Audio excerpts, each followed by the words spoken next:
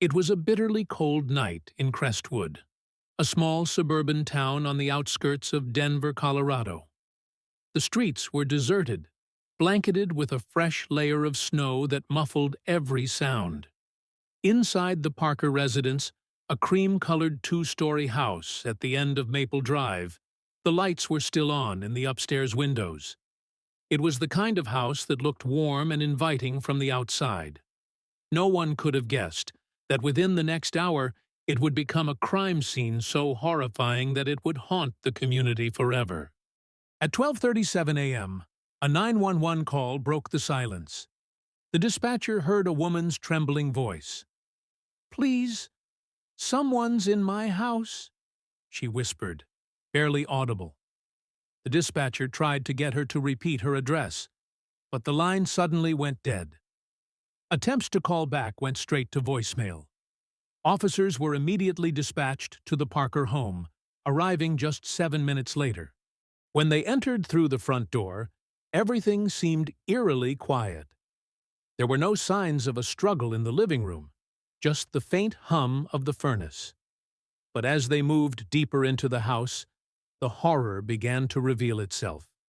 David Parker, 42, was found slumped on the living room couch, a single gunshot wound to the head. Upstairs, his wife Melissa, 38, was lying in the hallway just outside the children's bedrooms.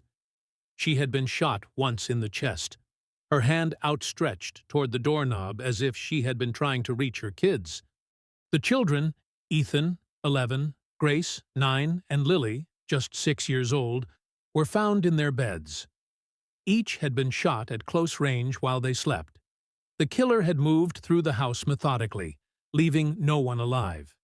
There were no defensive wounds, no evidence that anyone had fought back. Whoever had done this had made sure their victims never had a chance. Detectives Laura Bennett and Mike Torres were called to the scene within the hour. Bennett, a seasoned homicide detective with 15 years on the job, was known for her meticulous approach. Torres, her partner, was younger and more instinctive, often following his gut.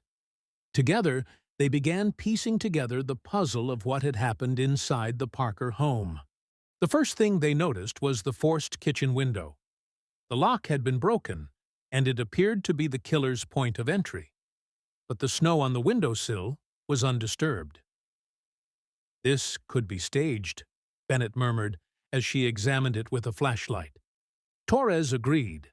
The break-in looked too clean, as if someone had wanted it to be found. There were no footprints leading away from the house either, only the ones left by the responding officers. As the crime scene unit photographed the house and collected evidence, the detectives began learning more about the family.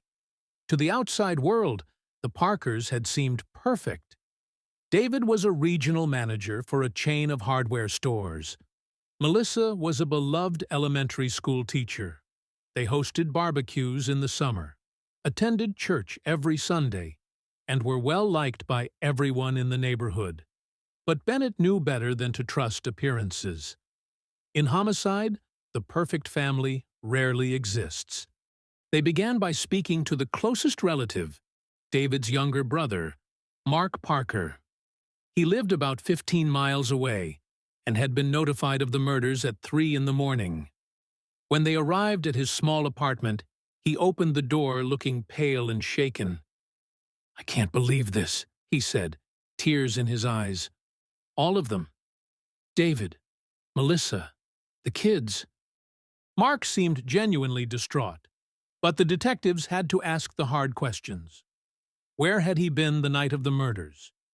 He said he had been at a friend's house, watching a late football game. The friend confirmed the alibi, but Bennett couldn't shake a feeling of unease. Mark was in financial trouble. He had recently been laid off from his job, and David had refused to loan him money just 2 weeks earlier. Mark also stood to inherit a significant portion of the Parker estate.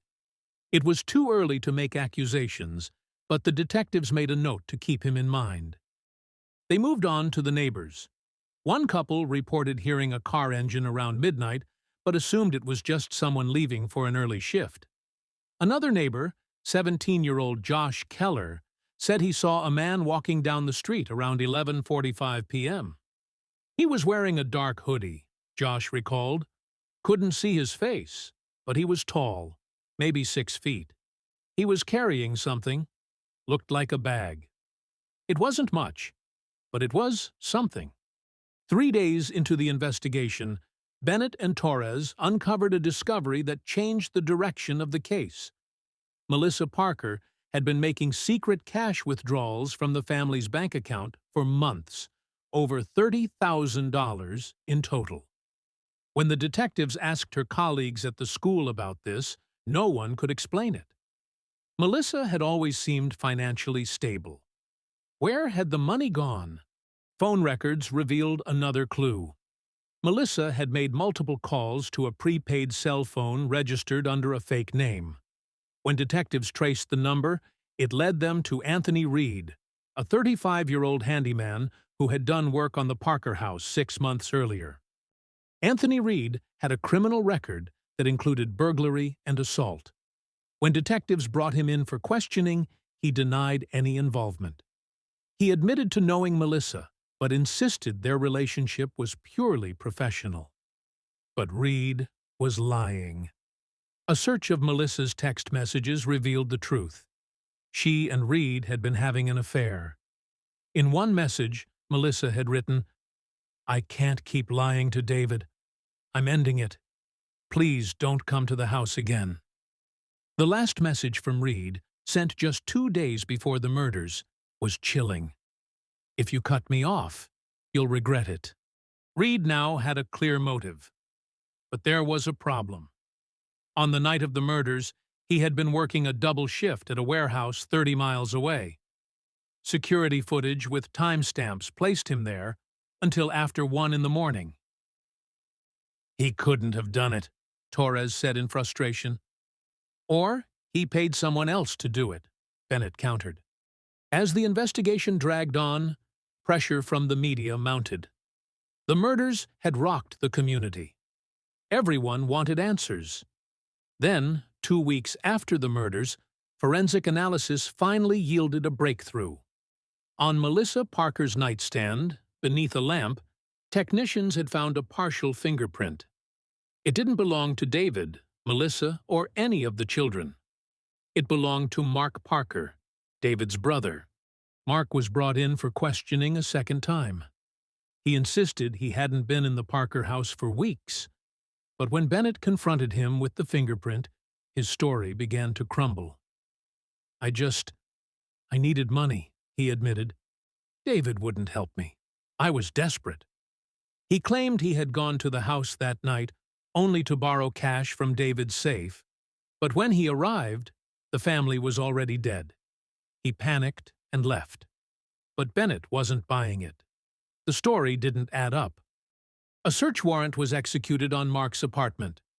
Hidden in the back of his closet, behind a stack of boxes, they found a black duffel bag. Inside was a .9mm handgun. Ballistics confirmed it was the murder weapon. Mark Parker was arrested for the murders of his brother, sister-in-law, and their 3 children. During interrogation, Mark finally broke down. "I didn't mean for it to happen this way," he sobbed. He explained that he had gone to the house intending only to steal cash from the safe. But David had woken up and confronted him. In the heat of the moment, Mark shot him. Melissa had heard the gunshot and come upstairs. Mark panicked and shot her too. Then he realized the children had heard everything. "I couldn't leave witnesses," he said quietly. So he killed them, one by one. At trial, the prosecution laid out the evidence: the fingerprint, the murder weapon, the financial motive. Mark's defense attorney argued it was a crime of passion, not premeditated, but the jury didn't buy it. After just 4 hours of deliberation, Mark Parker was found guilty of 5 counts of first-degree murder. He was sentenced to life in prison without the possibility of parole. The Parker murders sent shockwaves through Crestwood. Neighbors who had once admired the family's closeness were now left grappling with the horror that one brother could slaughter another's entire family for money.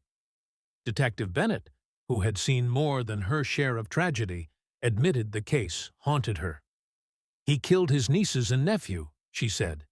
"They trusted him. That's what stays with you." If you enjoyed this true and gripping story, please hit like and subscribe.